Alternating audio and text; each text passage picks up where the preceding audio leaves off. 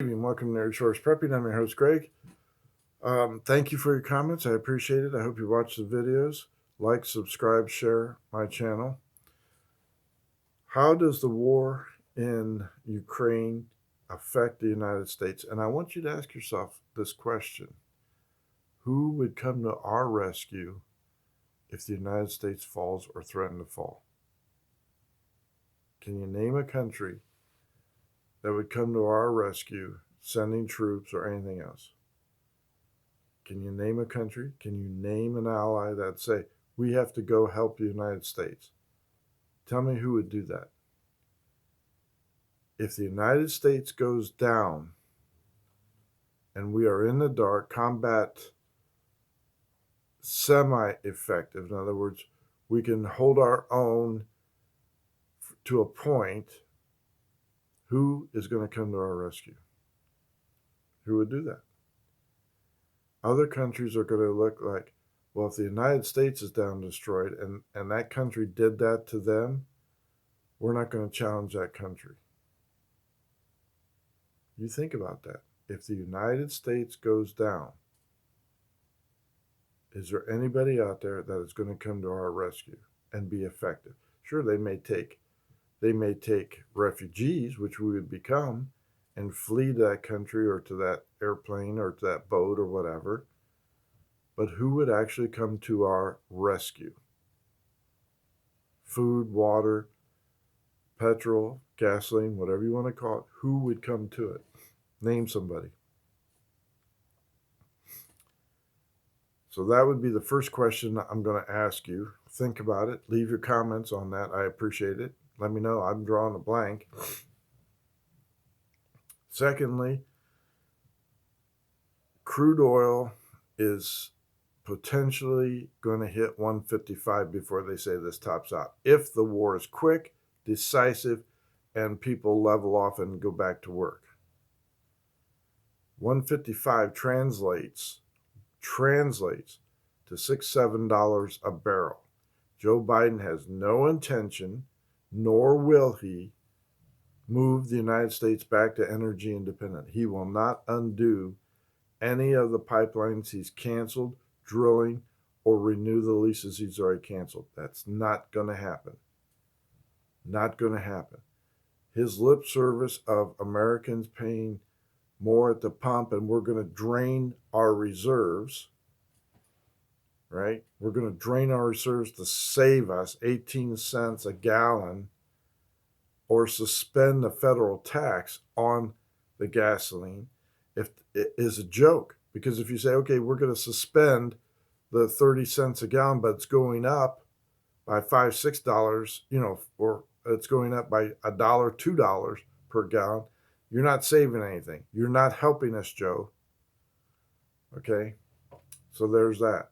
You have inflation going to go even faster and higher because of this war, right? Now, if President Putin reacts, which he has threatened, and I'm taking the man at his word, he is going to take all of Ukraine, period. He's not going to do this dance again. He's going to take all of Ukraine. He's going to kill the military leadership. He's going to kill the government leaders. He's not coming back. He's going to install his puppet regime that'll take orders like they do in Belarus, and he's going to secure Ukraine. If he stops there, everybody's going to say, okay, feel bad for you, but at least we're going to avoid World War III. If Putin decides he wants to take back the Baltic regions, Lithuania, and all these others, NATO and its allies are going to have to ask themselves, how committed are we to sending our sons and daughters into Lithuania, Romania, Poland, Moldova, places that we don't know? How committed is NATO and how committed is the United States to send their troops into harm's way? If Putin reacts to Joe Biden's sanctions, which he will, and I'm taking him at his word, I would make sure my gasoline is topped off, fill up your gas cans, make sure the pantry is fully stocked and loaded, even if there is no or very limited reaction, just the price of inflation. If you buy the food now and then wait a year, you're going to be saying, wow, I made a really good investment in buying the food now because I'm seeing the prices of pork and beans and green beans and corn and everything else. For the following year, you're going to be paying probably 30, 40 cents more. And as far as a freezer full of stocked fresh meats, pork, beef, chicken, I would do that as quickly as possible because it's already going astronomical. Astronomical.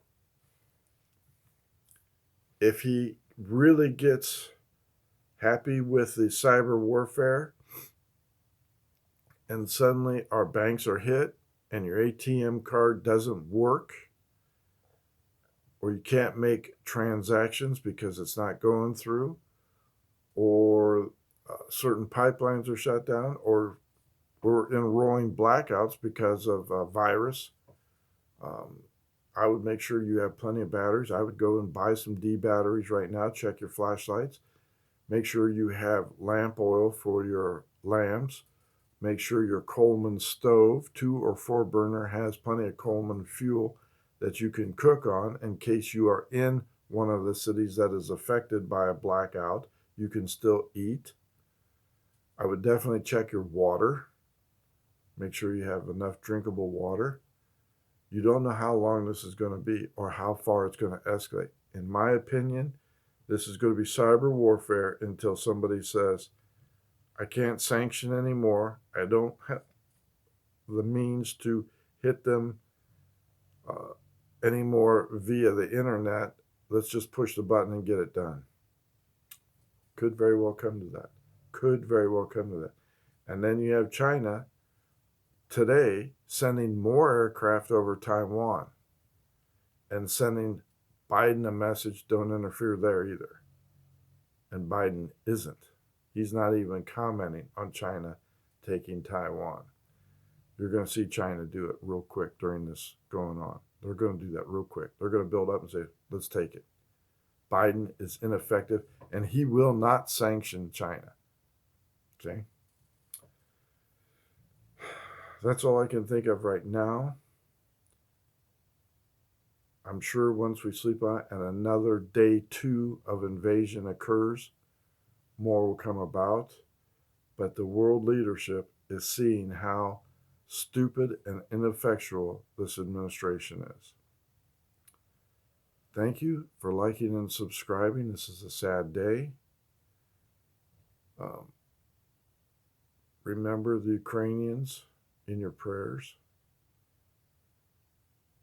Pray for the Russian soldiers who are also being killed as well. Thank you for liking and subscribing. Get yourself right with God. Get baptized. Greg out.